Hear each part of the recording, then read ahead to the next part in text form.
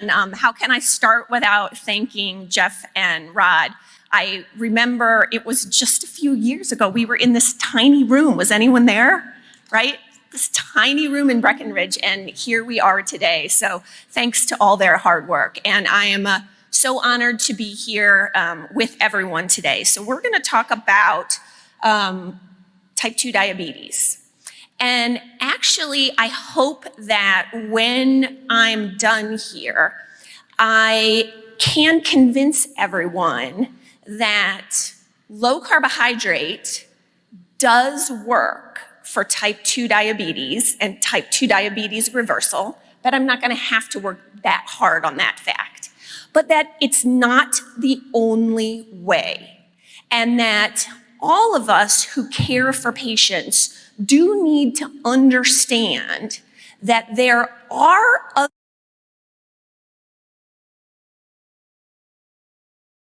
and that all of us who care for patients do need to understand that there are other ways for people to go about the idea of reversal.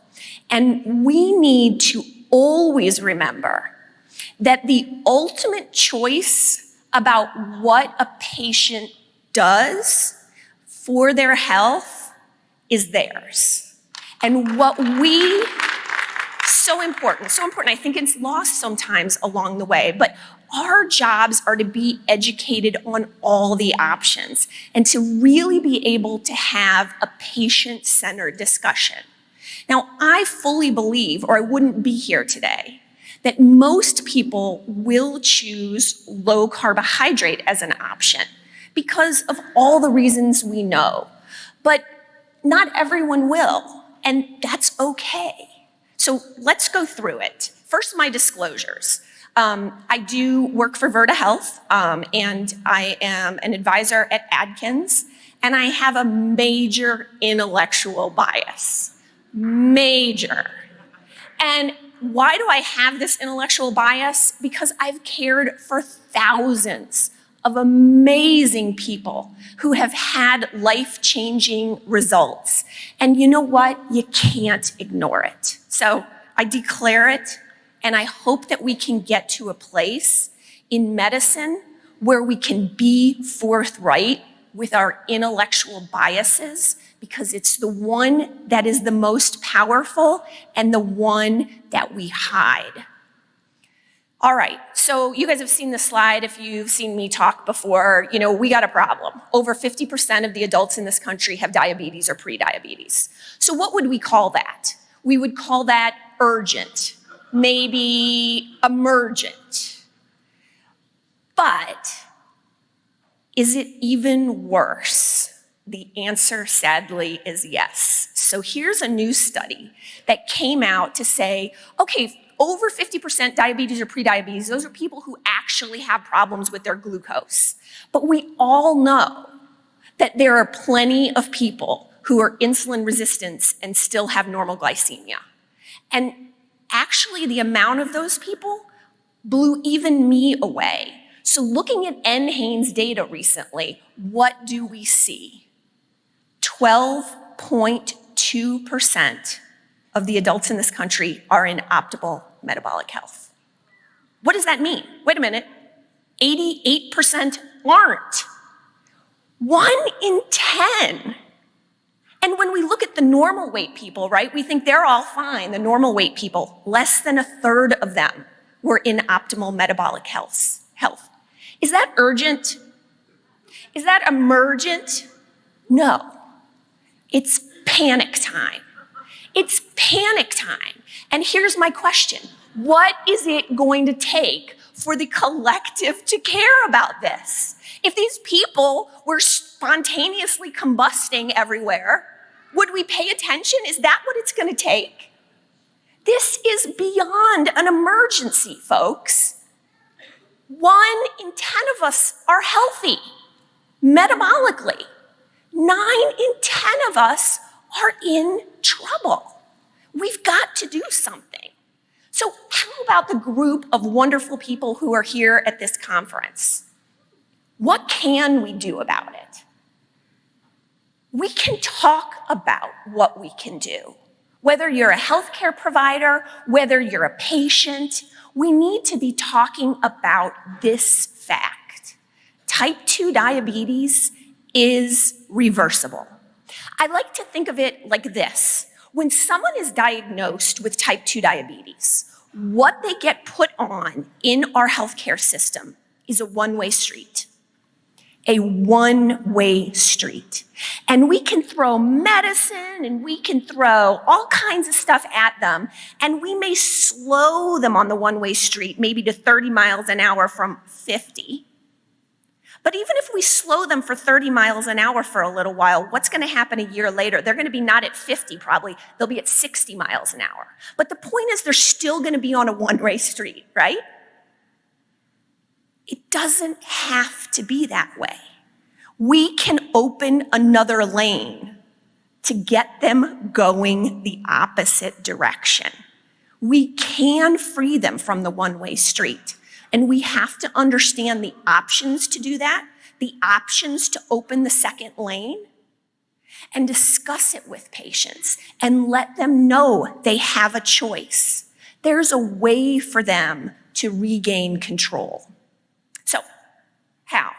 3 clinically ways proven in the literature to reverse type 2 diabetes: bariatric surgery, a very low-calorie diet, and a low-carbohydrate diet. 3 ways in the literature, well documented. So let's talk about bariatric surgery first. Here's the thing, folks, it works. It does work, up to 80% short-term remission. And in surgery, we've moved away from the gastric bypass surgery for the most part and are doing the less invasive sleeve gastrectomy. The 10-year remission rate is somewhere between 36, and I have on here 83%, but that really was attained from one study in the 90s, and no one's ever been able to replicate that degree of long-term remission. So probably somewhere in the 30s. And then I'm going to talk a little bit more about the STAMPEDE trial. It went out to 5 years. It's probably one of the best known surgical intervention trials looking at diabetes remission. And at 5 years, it was 29%, but they had a very conservative definition. So they weren't trying to get it under 6.5, they were pushing to get it under 6. So that's an important factor as we evaluate these things. It works, but, right? There's a surgery risk. I mean, many people will come saying, there's no way I'm gonna have surgery. And again, remember, patient choice, that's their decision. There's complication risk, and there's a big cost. We know that. But I think the most concerning thing is, does it really solve the underlying issue? So if mom or dad has bariatric surgery, is it gonna change what happens to the kids? Does it prevent the next case? Have we really gotten someone to so embrace the idea of nutrition changes along with it that we can help impact the next generation? That's probably a big concern that we need to think about. However, is bariatric surgery appropriate for some people? It is. And anyone who cares for people knows this is what's going to happen some of the time. People are going to try a nutrition intervention. It's going to fail them, and they'll wind up with surgery. And the flip will happen. Surgery will fail some people, and they will wind up in our nutrition-based clinics, and they'll thrive. So we just have to help people figure out what's the best place for them. But we have to also acknowledge the most robust data exists with bariatric surgery, and it can be successful for some people. All right, so how about very low-calorie diets? They've been studied for diabetes reversal since the 1970s. And if we look at some of the most well-known trials, we see, one of the differences is the degree of calorie restriction. We go everywhere from like 300 to 400 calories a day up to Look Ahead, which went up to 1,800 for some people. So the calories differ, but again, they're pretty low in general. And that's an important thing to discuss with people if They're going to be working on reversal or remission as their goals. What does this actually mean when it's applied practically? Now, of course, the calorie restriction to this degree doesn't last that long, 3 to 5 months on average. The question is, can it work long term? And there's consistent issues with all of these studies with weight rebound when that extreme calorie restriction ends. And so here's a good look at that and the rebound that we get. So what I've got here is I've got a number of different studies, okay? So some with extreme calorie restriction, and then I've got 2 low carbohydrate studies. One, the study by Tay et al., so probably many of you are familiar. We've gotten 2-year data on that. And then also we have our Virta IU, which is the blue bar, and then everything else are the very low calorie diets. And what you can appreciate from this graph is, boy, when you're on that degree of calorie restriction, you lose weight really fast, okay? No one's gonna argue with that.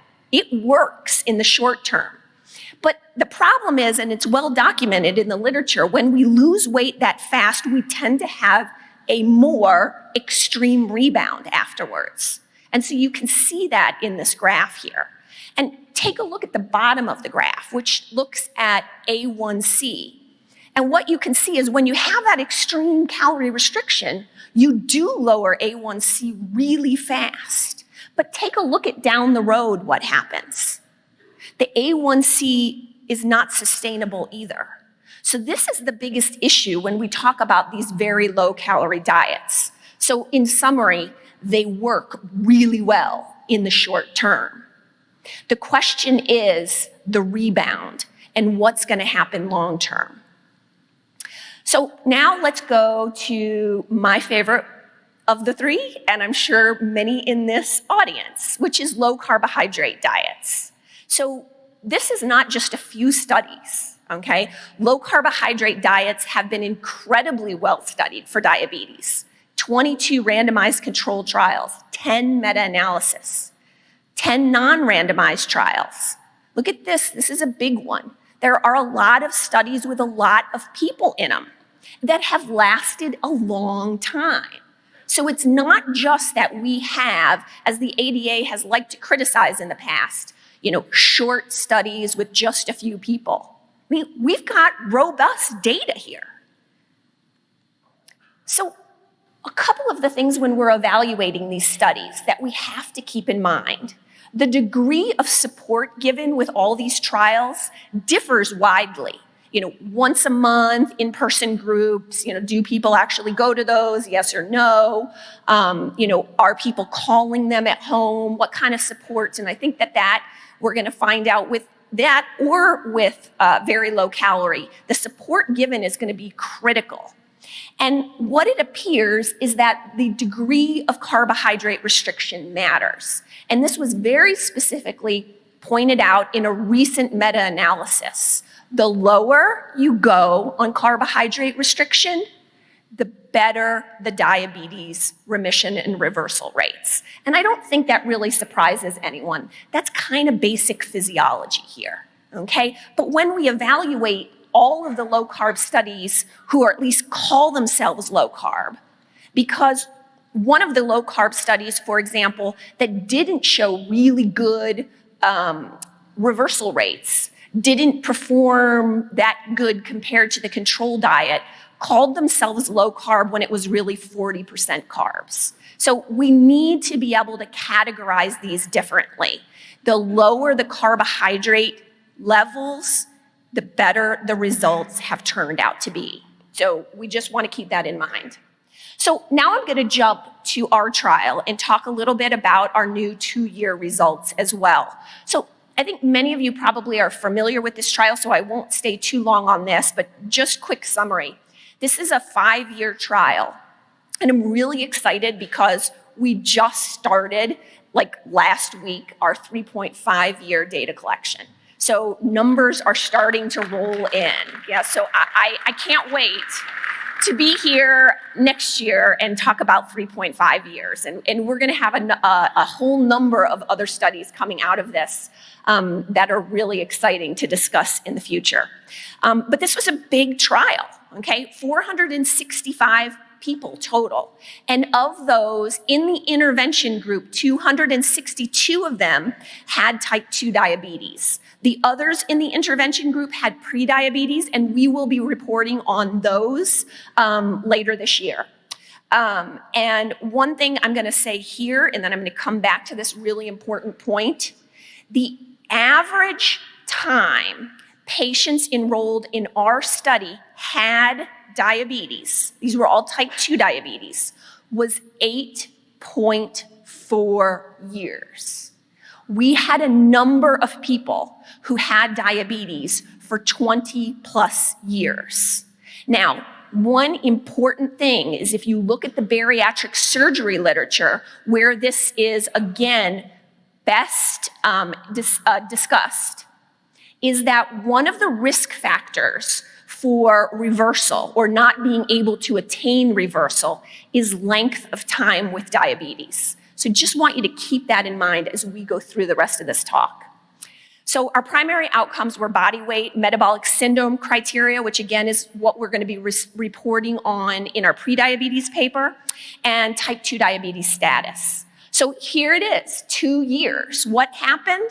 We sustained the results. We sustained the results. And so, I mean, this is very exciting. So we reversed type 2 diabetes and we were able to keep people in reversal. We went from 60% at 2 years to 54%, over half the people in the trial maintaining diabetes reversal. That's huge. Just for one moment, imagine that was a drug, right? Do we need another drug? Come on, we need food. We need proper food. It works. And the medication reductions, they're staying incredibly robust, right? So these are people who are maintaining a lower A1C and still staying off drugs. And I gotta tell you something so exciting. And that is, in the last 6 months, so this is 3 years after these people started, I have taken 3 people who have a diabetes duration of 15 to 20 years off insulin. 3 years. It took 3 years for them to get off insulin. They did it. And it begs an unbelievable question. What's going on with the recovery? They didn't get off like many of our patients do in the first couple of weeks. They had diabetes for so long and came into the trial on huge doses of insulin. But they were able to stick with it. And at 3 years, they came off insulin. I mean, you know, those of us who work with these patients all the time, it's so rewarding to tell someone that they don't have to take insulin anymore. But I will tell you, nothing has been more rewarding than to tell someone that after 3 years of their hard work and their diabetes of 15 to 20 years, you're done, man. You're done. It's so fantastic. We need to understand that better, but it's exciting. And so with all the medication reductions that we're having, we're saving a lot of money. This makes sense financially too, let alone the quality of life that we're giving to people.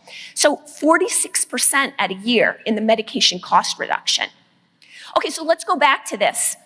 Summary, big picture things. 91% at 2 years of insulin users had decreased or totally eliminated their insulin, right? 91%.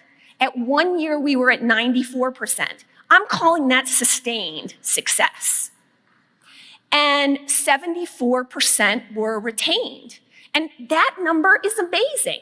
We all know, the physicians in this audience, you prescribe a medication to a patient, there's no way they're coming close to 74% still taking that medication at 2 years. No way, yet we were able to sustain a lifestyle change at that degree at 2 years.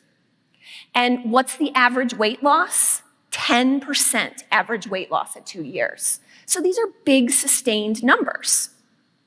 And let's take a look at the new data that we have coming out. Part of it's already been published, part of it is in review. What happens to liver fat? Because we know fatty liver disease, right, is taking over just like type 2 diabetes. It's a problem in quality of life, and it's a huge problem in cost in this country. So here we are with liver fat scores. 12 months down, 2 years down further. Huge. And let's take a look at this. This is all the liver related biomarkers, including what